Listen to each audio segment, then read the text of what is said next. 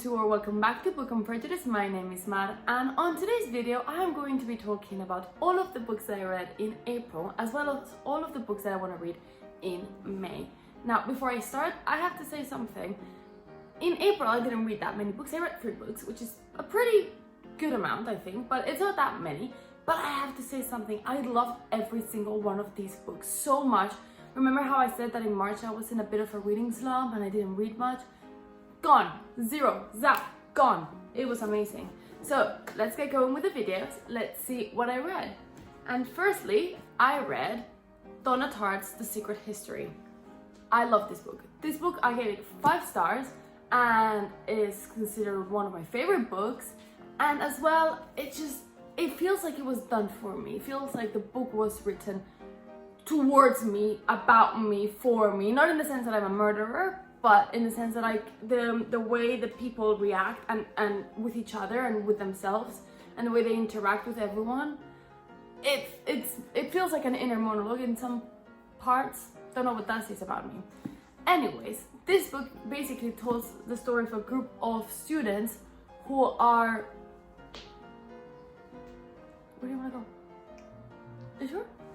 This book basically tells the story of a bunch of students who are classics students, and they have this like really charismatic, really weird, very cliquey group of people, and how they interact with each other is completely different to how they interact with the outside university life, because they don't participate in it. Anyways, within the first line of the book, you already figure out someone's dead. It's the main character, like the main characters are to blame for this person's death, and what you're doing is not so much figure out if someone's dead or not, because you know that already. What you do figure out is the why, the how, and what Donna Tartt does that I think it was so excellent and so brilliant is that she also shows the way that they react towards the end. So once it's happened, the fact that it does have on those people that survive, that are not killed. I think that it's very interesting because she doesn't make you feel empathy towards them. Like you won't feel like, oh, I'm sorry, I feel bad for him, I feel bad for her. You don't really feel that so much as you feel like they're actually human beings, and very flawed human beings committing very real mistakes and crimes. And frankly, like you even feel bad for the person that gets killed, even though he's a total racist, a total homophobe. He's like a dreadful person. So the way she writes is that you hate and love every single person in this book, and you find yourself like in this kind of like place in your brain which you're like, why am I feeling good and why do I feel empathy towards such a terrible person, and also why do I hate them when I can see that they have good in them. So she just marvelous book, one of my favorites of all time. If you take one recommendation, this book is amazing. I actually got the Goldfinch as well as a gift, and I'm gonna be reading that not this month but next month probably. Anyways, The Secret History by Donna Tartt. Also, it's like a dark academia kind of book, and I am a slut for dark academia, so it was fantastic. I loved it. Such a good book. The next book I read was Where the Crawdads Sing by Delia Owens, and I thought I had very, very contradictory feelings for this book, because at the beginning I thought that it was very boring and very long and very drawling. I didn't really care for the part because it follows the life of this woman from when she's a child to when she, like her whole life basically, it gets narrated through this book. And when she was a child, I found myself not actually caring that much for her. I was like, I don't really know what you say, I don't really care, and that part I found it boring. However, as she gets older and her problems start becoming more realistic and less childish, which is fine because she was a child, so it's understandable that she had child-like issues. It's just that I didn't particularly care for them. And when her problems become more adult and more complex, that's when I was like, oh my god, this book is amazing. Anyways, I gave it 4 stars. I would have given it 5 stars if it had like not had the whole children part of it, but it was necessary to build up to the plot twist in the book and everything.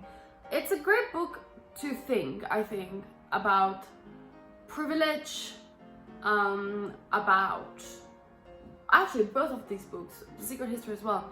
It's a great book about privilege, and when you're privileged and when you're in a situation in which people are more likely to believe you, what do? Like, and what happens when you're not in that position and you find yourself needing to defend your actions and yourself against people who are prejudiced against you. So that was a very, very nice, eye-opening book. I really, really enjoyed it. I read it in like 2 days. It's like amazingly quick to read because it really grabs your attention, and it's very easy to gravitate towards it. And I really enjoyed it. So 4 stars for it. Thank you very much. The last book that I read was a book club book of the month, which was my pick, and it was Dorothy Must Die by Daniel Page. I love this book. I gave it 4 stars as well. I thought that the beginning was a bit boring. The first couple chapters is just this teenage girl complaining about teenage life. And I was like, oh god, I chose a terrible book. It wasn't like that at all. The book was absolutely enthralling because, like, how do I explain this? Okay, so it takes place in an alternative universe in which Dorothy is evil and she must die to protect Oz. So basically, you know how in the Wizard of Oz, the wizard gives the lion the courage, the Tin Man the heart, the Scarecrow the brain, and Dorothy the ability to go back home. So basically, it shows an alternative universe in which Dorothy comes back to Oz, becomes a terrible dictator, and the 4 characters from the Wizard of Oz turn out to want to destroy Oz, and our main character, Amy, is going to try and avoid that. This is the thing though, this is the first of a series. I didn't realize that. Second time I do this. This is the first of a series, so I'm not sure how it ends. I will finish the series at some point, but not at this moment, because I don't really care enough for it. But it was very interesting. I really liked the world building within, because the world of Oz is so well known. Everyone knows, like, you know, the Follow Yellow Brick Road and the Emerald City and blah blah blah blah blah. So she got this world and she remade it, and it was very interesting for me to see how and the effects that it had, because it was just so fun to get a childhood memory and basically destroy it and make it for an adult. So that was very interesting. Definitely not for children though. I thought this was gonna be a bit more childish. So much swearing. Like, this is not a kid's book at all, and I thought it was. So that's like a little spoiler alert, because it can be assumed to be a child's book just because of the whole Dorothy story and everything. But I really liked it. I really, really liked it. I definitely would recommend reading it. I will be continuing the series at some point. I'm not sure when. So yeah, those are the 3 books that I read for the month of April. And as you guys can see, I really liked all of them. I thought they were so good. And these are the books that we're gonna be reading in May. And I don't think I'm gonna read all of them, but these are the books that we're gonna be reading. So firstly, Fight Club by Chuck Palahniuk. Okay, by Chuck. We're reading this for our book club month, book of the month, and I'm very excited. I've seen the film, so I know what this book is about, but I'm very excited to see how it's written and how it compares to the film. So I really want to read it. Also, it's a very interesting story. My friend who has already started it has already said that it's really weird. So that's exciting. I look forward to the weirdness. And also, I already had it at home, so I didn't have to spend money on it. Very interesting for me. Next book, and I'm almost done with this book. I have like 100 pages left, is A Song of Achilles. I'm reading in Spanish. Look how pretty this copy is. Let's start with that. Pretty, yeah.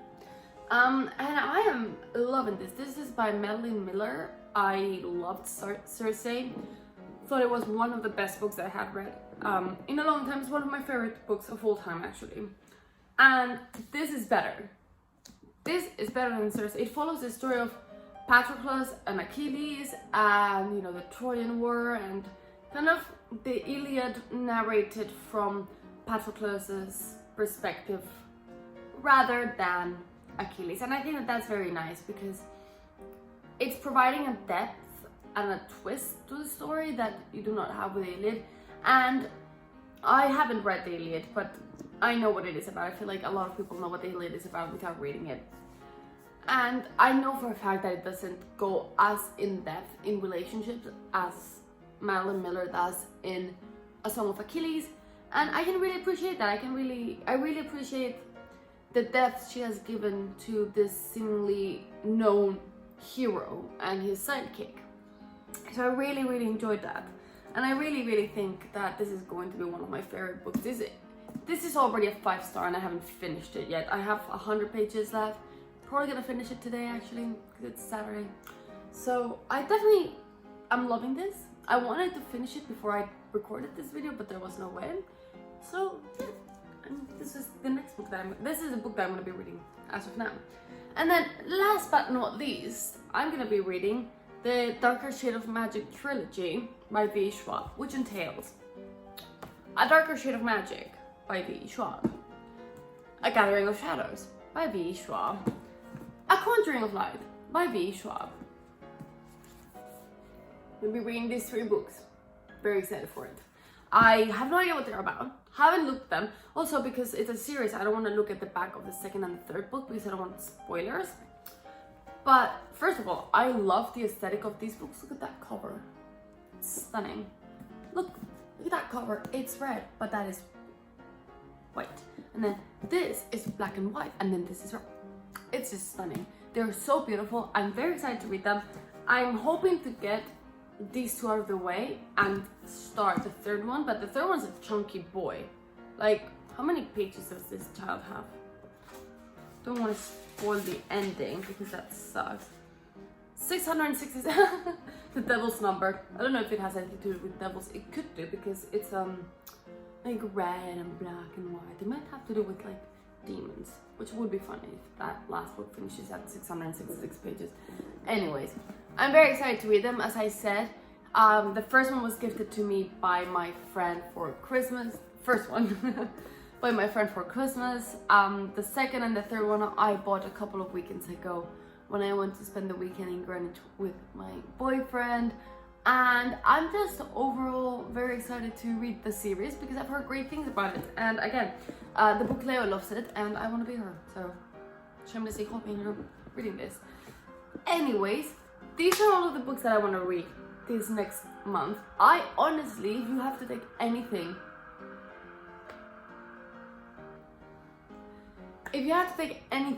anything from this book, read A Secret History by Donna Tartt. It's amazing. The sheer beauty in the way she writes is outstanding. Her story, like the actual story itself, is amazing because it's not a thriller book. I would not consider this a thriller book at all. It's just its own genre of good books and good literature and just general, like a really well written book. Also, she studied classics, I believe, and she just basically dropped a whole degree of classics here. So it might take you a bit long to read it because there's a lot of references that I personally didn't get. So chances are you might not either, which is fine. Just be aware that that is a possibility. And yeah, that's all I read. That's all I want to read. I'm very excited for May. I feel like the weather is going to be nice. Not today, it's raining today, but the weather is going to be nicer. You know, you can go and read and have picnics in the park, which I love to do. And I can't wait to see what happens in May. I am really excited to see whether I finish all of my books. Anyways, thank you very much for watching till the end. If you like this kind of content, don't forget to subscribe to my channel and like this video. And for more bookish content, please follow me on Instagram at Book and Prejudice. At Book and Prejudice, no dots. Please follow me on Instagram at Book and Prejudice. Until next week, goodbye!